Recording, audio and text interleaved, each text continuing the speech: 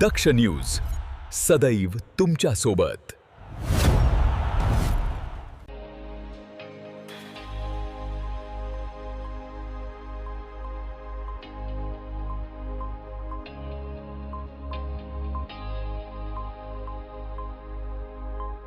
जीवे ठार मारण्याच्या उद्देशाने घातक शस्त्राने गंभीर दुखापत करून फरार झालेल्या आरोपीला नाशिक शहर गुन्हे शाखेच्या युनिट 2च्या पथकाने परभणी जिल्ह्यातून अटक केली आहे।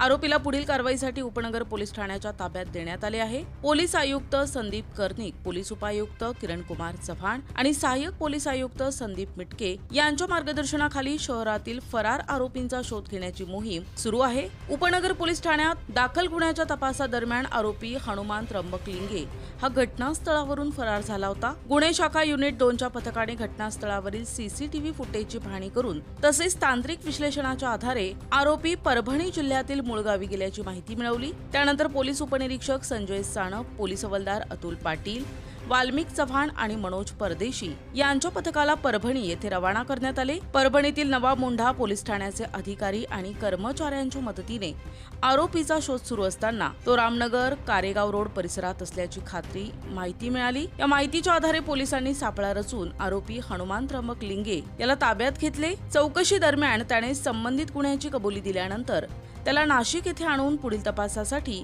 उपनगर पोलीस ठाण्याच्या ताब्यात देण्यात आले। ही कारवाई पोलीस आयुक्त संदीप कर्णिक, पोलीस उपायुक्त किरणकुमार चव्हाण आणि सहाय्यक पोलीस आयुक्त संदीप मिटके यांच्या मार्गदर्शनाखाली गुन्हे शाखा युनिट 2चे प्रभारी सहाय्यक पोलीस निरीक्षक हेमंत तोडकर, पोलीस उपनिरीक्षक संजय सानप, पोलीस हवालदार अतुल पाटील, वाल्मिक चव्हाण आणि मनोज परदेशी यांनी यशस्वीरित्या पार पाडली। संकेत भंगाळे, दक्ष न्यूज, नाशिक।